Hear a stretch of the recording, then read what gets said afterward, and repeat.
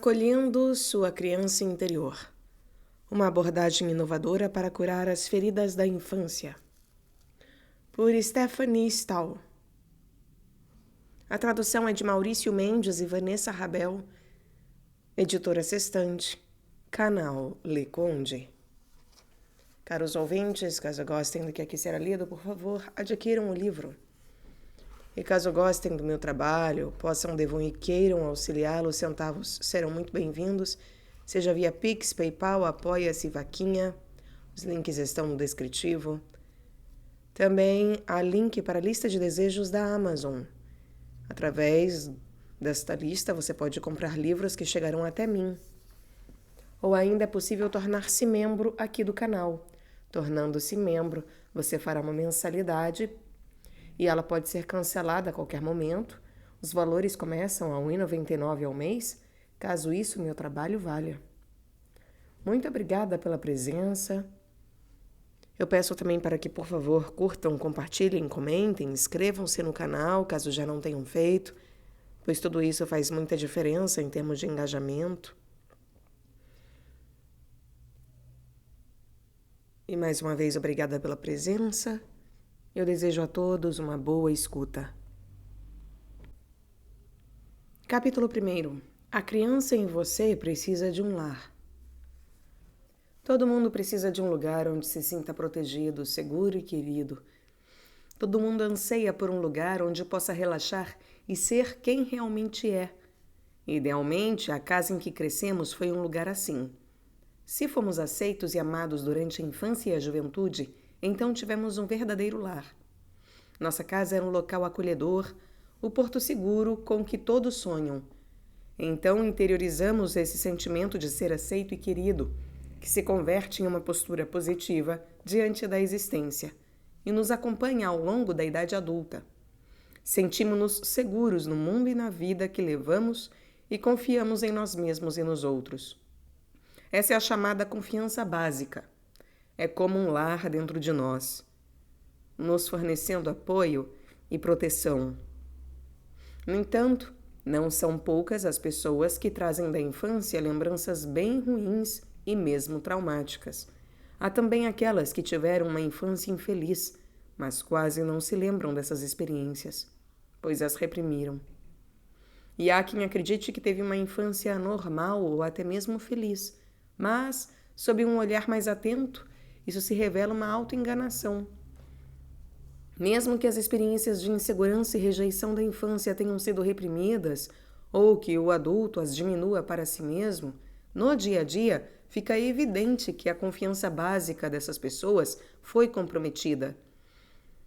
Elas têm problemas de autoestima e duvidam que os outros, o parceiro, a chefe, um novo amigo, etc., gostem mesmo delas, ou que sejam desejadas. Têm baixa autoestima, são inseguras em diversos aspectos e costumam ter dificuldade para se relacionar. Não tendo desenvolvido a confiança básica, falta-lhes um apoio interior.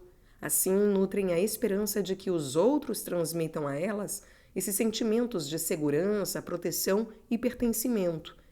Procuram um lar no parceiro, nos colegas de trabalho, em um esporte ou no consumo, mas se frustram, pois os outros só podem transmitir esse sentimento de modo esporádico, na melhor das hipóteses.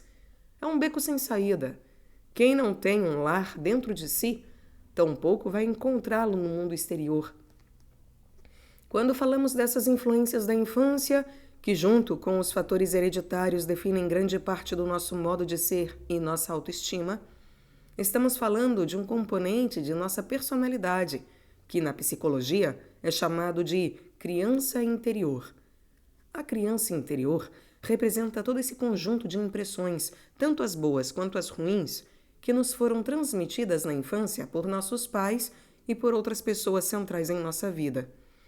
Apesar de não nos lembrarmos da grande maioria dessas experiências, elas se encontram gravadas de modo indelével em nosso inconsciente. Assim, podemos afirmar que a criança interior é um componente essencial de nosso inconsciente. Ela abarca os medos, as preocupações e as adversidades que experimentamos desde o berço, mas também todas as influências positivas de nossa infância. São, sobretudo, as influências negativas que nos causam problemas quando adultos, pois a criança em nós faz de tudo para que as mágoas e as dores sofridas na infância não se repitam. Ao mesmo tempo, ela continua em sua busca pela segurança e pelo reconhecimento que não teve. Os medos e os desejos atuam ativamente nas profundezas da nossa consciência. No nível consciente, somos adultos independentes levando nossa vida. Mas no nível inconsciente, nossa criança interior tem grande influência sobre nossa percepção, nossa maneira de sentir, de agir e de pensar. É algo muito mais forte que nosso intelecto, aliás. Já foi comprovado pela ciência que o inconsciente é uma instância psíquica extremamente poderosa, determinando entre 80% e 90% de tudo o que fazemos e vivenciamos. Vejamos um exemplo que ilustra bem isso.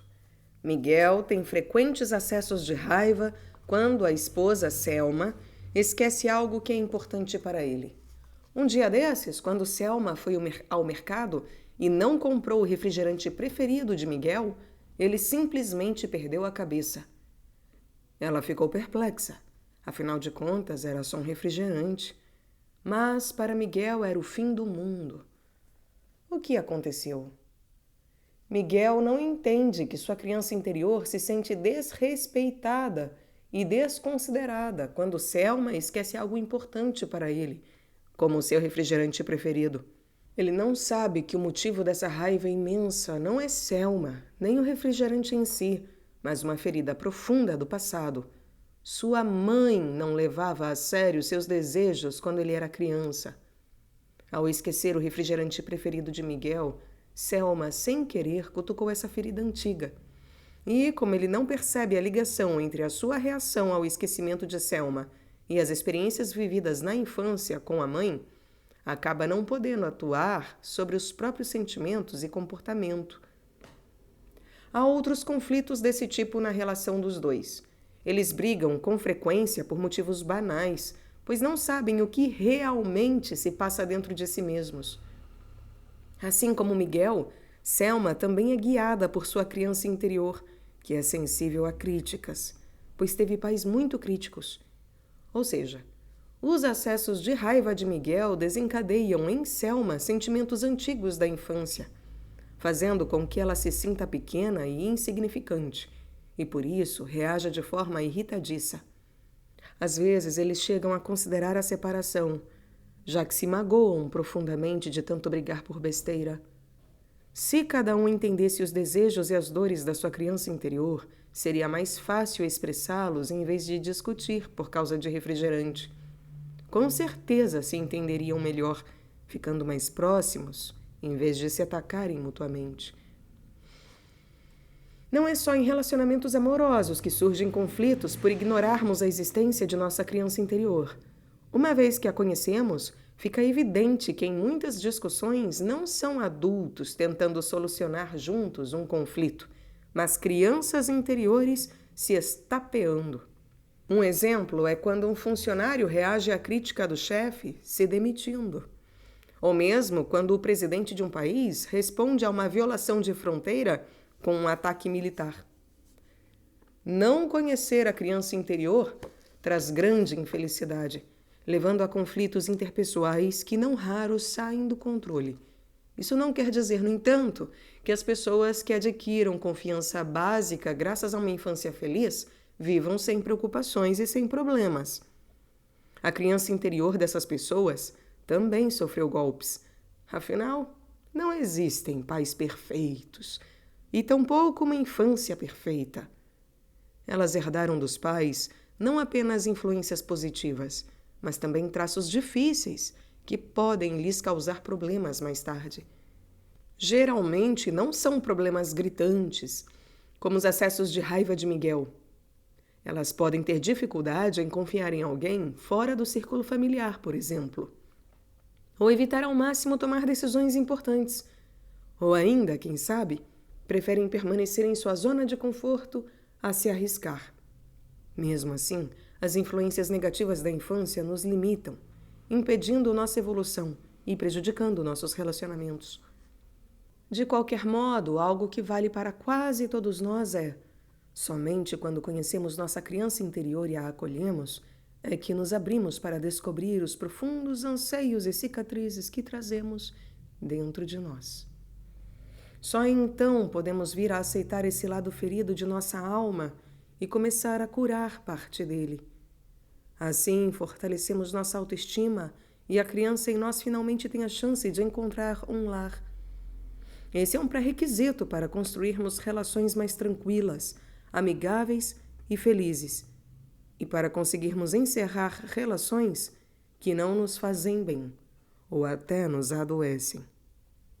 Esse livro vai ajudar você a conhecer sua criança interior e a acolhê-la.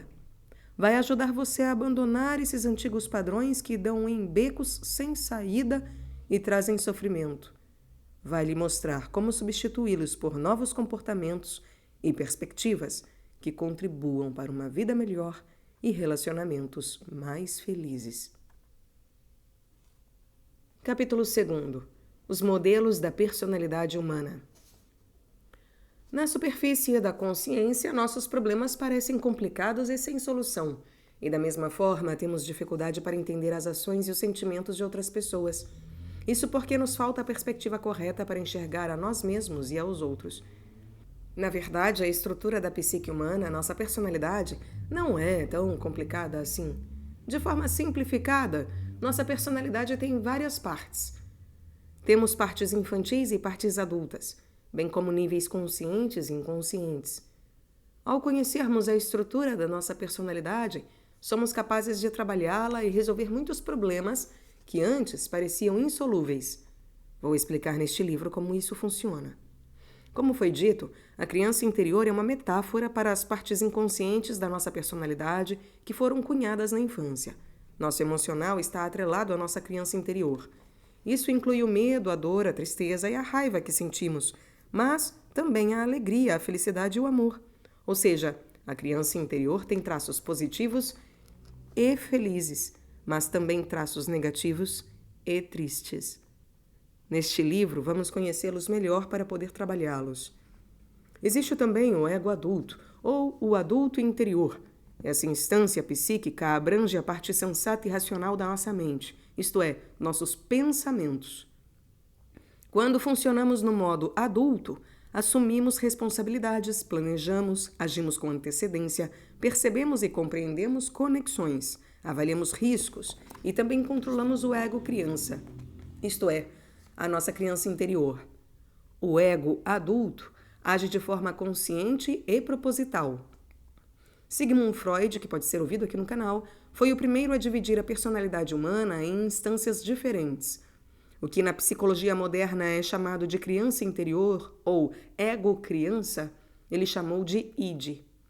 O ego adulto, ele chamou simplesmente de ego. Freud descreveu ainda o chamado superego, que seria uma espécie de instância moral dentro de nós que a psicologia moderna chama de ego-pai, ou crítico interior.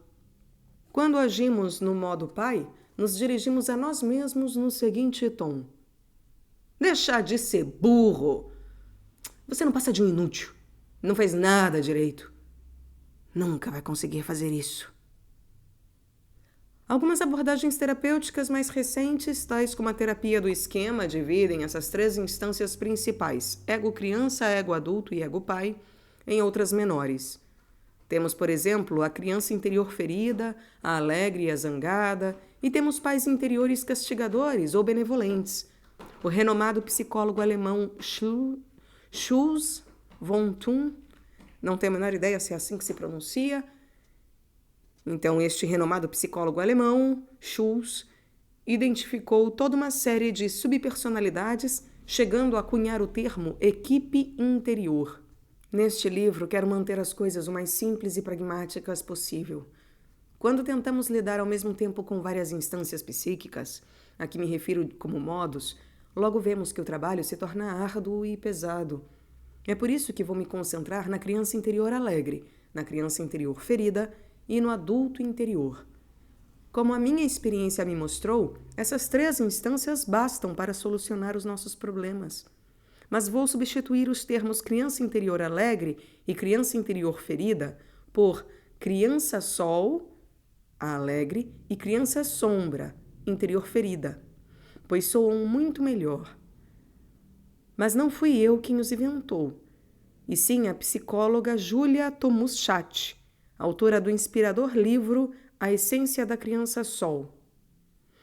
Tanto a criança sol quanto a criança sombra são subdivisões da parte de nossa personalidade que denominamos criança interior e que representa nosso inconsciente. Estritamente falando, existe apenas um inconsciente, ou seja, apenas uma criança interior. Além disso, a criança interior nem sempre se revela de modo inconsciente, pois se torna consciente assim que começamos a trabalhar com ela. A criança sol e a criança sombra representam estados diferentes da nossa consciência. É uma diferenciação mais pragmática do que científica. Em meus muitos anos de experiência como psicoterapeuta, desenvolvi um método para solucionar problemas que utiliza as metáforas da criança sol e da criança sombra e com o qual você pode resolver quase todos os problemas. Digo quase, pois isso não vale para problemas que estão fora de seu controle, o que inclui reviravoltas do destino como doenças, a morte de um ente querido, guerras, catástrofes naturais, crimes violentos e abuso sexual. Vale lembrar que a capacidade de lidar com tais reviravoltas vai variar de acordo com a personalidade de cada um. Pessoas que já se encontravam em conflito com a criança sombra antes de uma tragédia terão mais dificuldade em superá-la do que aquelas mais propensas ao modo criança-sol. Se seu maior problema deriva de uma tragédia, você também tirará proveito deste livro, mas terá maiores benefícios para tratar problemas caseiros, dificuldades de relacionamento, humores depressivos, estresse, medo do futuro, apatia, crises de pânico, comportamentos compulsivos e outros que, em geral, são de nossa responsabilidade. Todos esses costumam estar relacionados à nossa criança sombra, ou, em outras palavras, à nossa autoestima. Capítulo 3. A criança sol e a criança sombra. O que sentimos e quais sentimentos conseguimos perceber ou deixamos de perceber dentro de nós dependem essencialmente de nosso temperamento inato e das experiências que tivemos na infância. Nossas crenças inconscientes desempenham um papel importante nisso. A psicologia entende uma crença como uma convicção profundamente enraizada que expressa uma postura que adotamos em relação a nós mesmos ou ao outro.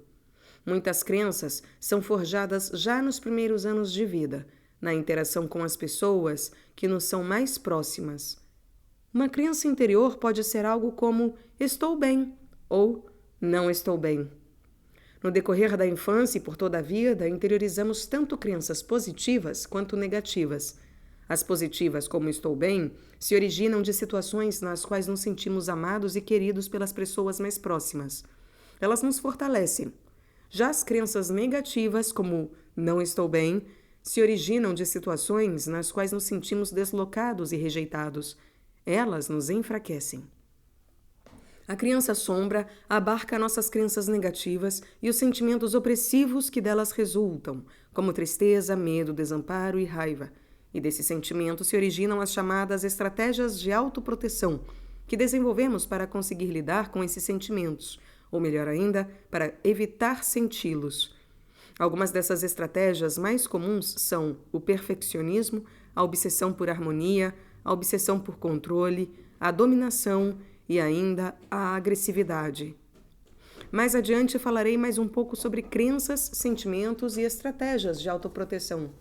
Por ora, basta que você entenda que a criança sombra representa aquela parte da nossa autoestima que foi ferida e por isso mesmo está fragilizada.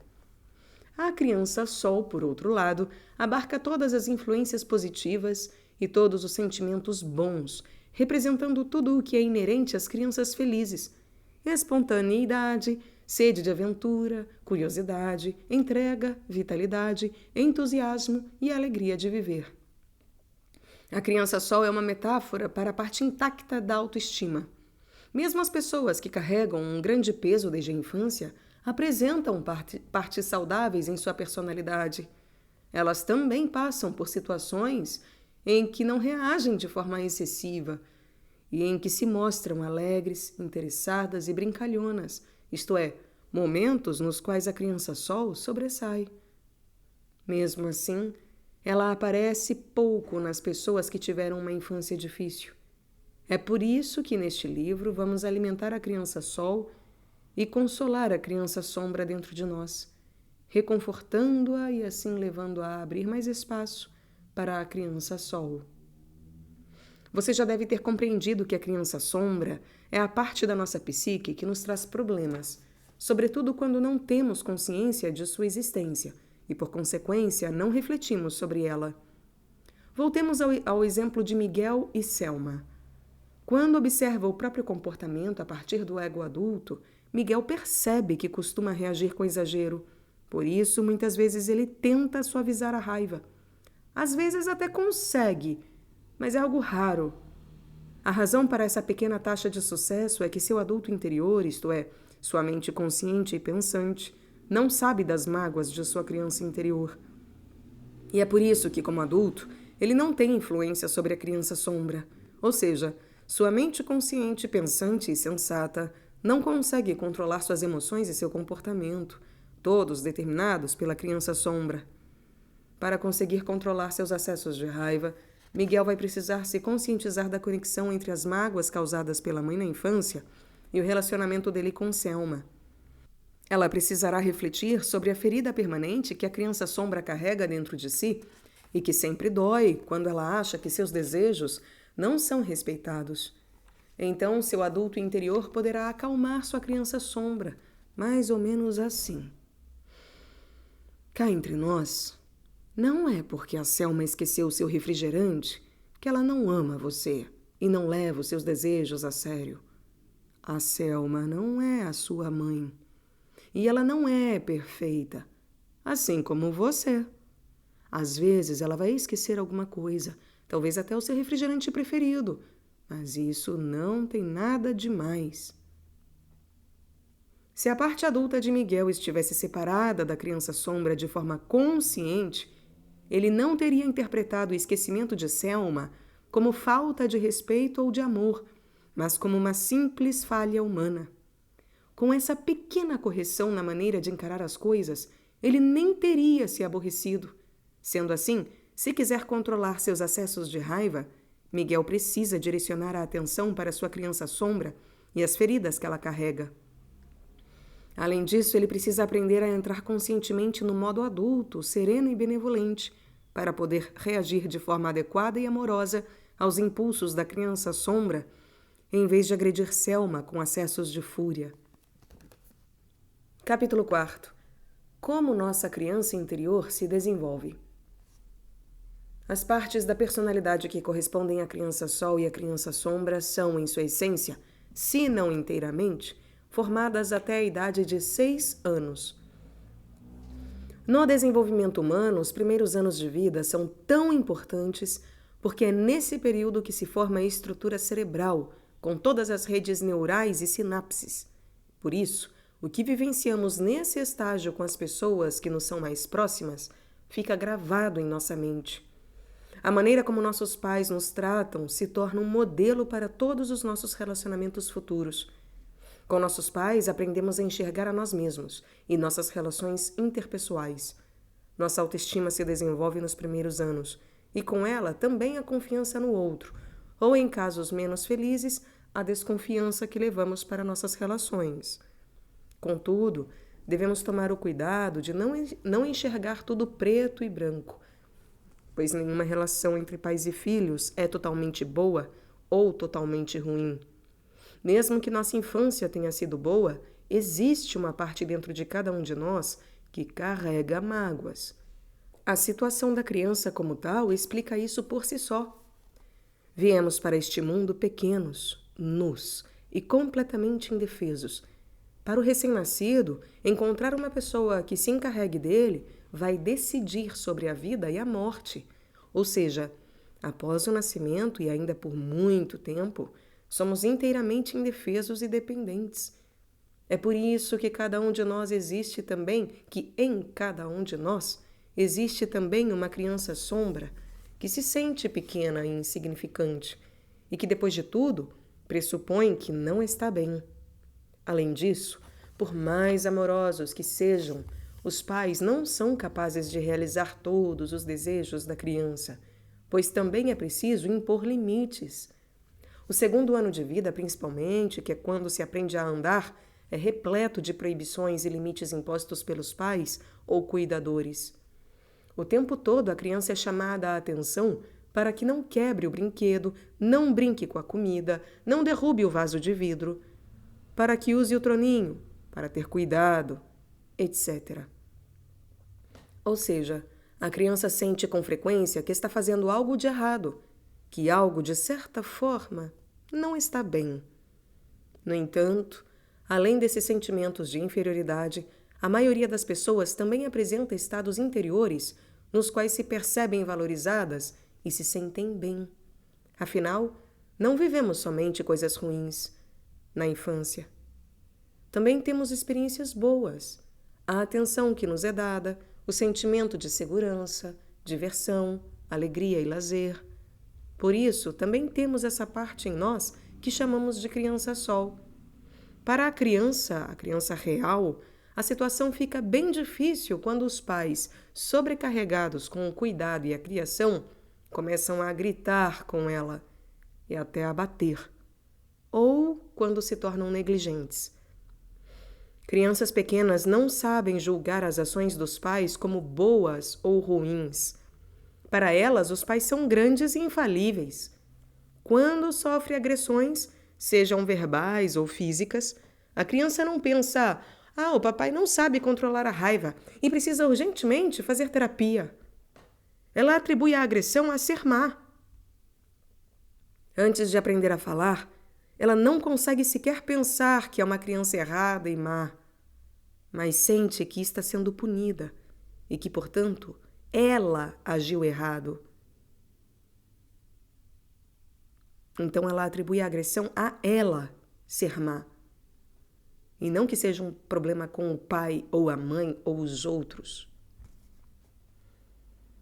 Em termos gerais, nos primeiros 2 anos de vida sabemos se somos queridos ou não, sobretudo por meio dos sentidos. Praticamente todo o cuidado que se tem com recém-nascidos e crianças pequenas é físico: alimentação, banho, troca de fraldas e, acima de tudo, carinho. Por meio de carinho, olhares amorosos e o tom de voz da pessoa cuidadora, a criança consegue deduzir se é bem-vinda ou não neste mundo. E já que nos primeiros 2 anos de vida estamos inteiramente à mercê das ações de nossos pais, é nesse período que se desenvolve a chamada confiança básica, ou a desconfiança básica. O adjetivo básico remete a uma experiência existencial profunda. Experiência essa que cria raízes profundas na memória do corpo. Pessoas que adquiriram confiança básica demonstram uma firme confiança em si mesmas, que é a condição necessária para confiarmos também nos outros. Já aquelas que não adquiriram essa confiança básica sentem grande insegurança e desconfiam dos outros. Pessoas com confiança básica tendem a agir no modo criança-sol, enquanto, em pessoas sem confiança básica, a criança-sombra tende a ter mais espaço. Hoje em dia, por meio de pesquisas neurocientíficas, já foi comprovado que crianças que sofreram muito estresse nos primeiros anos de vida, tendo sido maltratadas, por exemplo, apresentam níveis elevados dos hormônios do estresse durante a vida inteira. Isso as torna mais propensas a sentir estresse também quando adultas. Afinal, são mais sensíveis e reagem com mais força aos agentes estressores. Além disso, aguentam menos pressão emocional do que aquelas pessoas cuja infância foi definida, sobretudo, por sentimentos de segurança e proteção. Para nosso interesse aqui neste livro, isso significa que elas se identificam mais com sua criança-sombra. É claro que os anos seguintes também são importantes na formação de um ser humano e que, além de nossos pais, outras pessoas próximas também nos influenciam: avós, amigos, professores, etc. No entanto, em nome da concisão, vou aqui me limitar à influência dos pais ou cuidadores, pois de outra maneira o livro ficaria muito extenso. Se suas experiências com outras crianças, seus avós ou seus professores foram muito importantes, você pode dedicar a elas os exercícios deste livro. Não nos lembramos dos primeiros 2 anos de vida com a mente consciente, isto é, com o nosso ego adulto, apesar de estarem registrados profundamente em nosso subconsciente. Para a maioria das pessoas, as primeiras lembranças começam na época do maternal ou da pré-escola. Nessa idade, já conseguimos nos lembrar de forma consciente como nossos pais nos tratavam e como nos relacionávamos com eles. Uma observação sobre a autoconsciência. Reflexão e refletir são as palavras preferidas dos psicólogos, e não à toa. Quem reflete tem acesso privilegiado a seus sentimentos, motivações e pensamentos, podendo estabelecer uma relação psicológica entre esses elementos e as próprias ações. Também pode se manter atento à parte sombria de sua personalidade e, assim, reduzir danos. Por exemplo, a pessoa será capaz de perceber a tempo que antipatiza com alguém muito mais por inveja do que por uma característica do outro. E mais, ao admitir isso para si mesma, é muito provável que chegue à conclusão de que não seria justo tentar prejudicar esse alguém. Ela tem maiores chances de conseguir domar o monstro da inveja e assim preservar a relação com essa pessoa. Justamente por ter um acesso privilegiado aos próprios sentimentos, será capaz de redirecioná-los para um caminho mais positivo, lembrando a si mesma que também já conquistou muitas coisas na vida e que também tem motivos para agradecer. Se não admitir que o sucesso alheio machuca seu ego, ela pode ser levada a desejar o mal à pessoa que inveja, mesmo que somente por meio de pequenos comentários negativos, talvez na frente de terceiros. Esse é um pequeno exemplo de que a questão não é somente encontrar soluções para os próprios problemas, mas também se comportar de forma mais responsável socialmente. Autoconhecimento e reflexão não são importantes apenas no nível individual. Se não refletimos sobre alguns sentimentos, em especial os de impotência e de inferioridade, podemos tentar compensá-los com uma sede exacerbada de poder e com uma necessidade de atenção, e por conta disso, acabar agindo de maneira indesejada. Uma pessoa que se identifica com sua criança sombra está mais sujeita a percepções distorcidas. Para a criança sombra, o outro é sempre maior.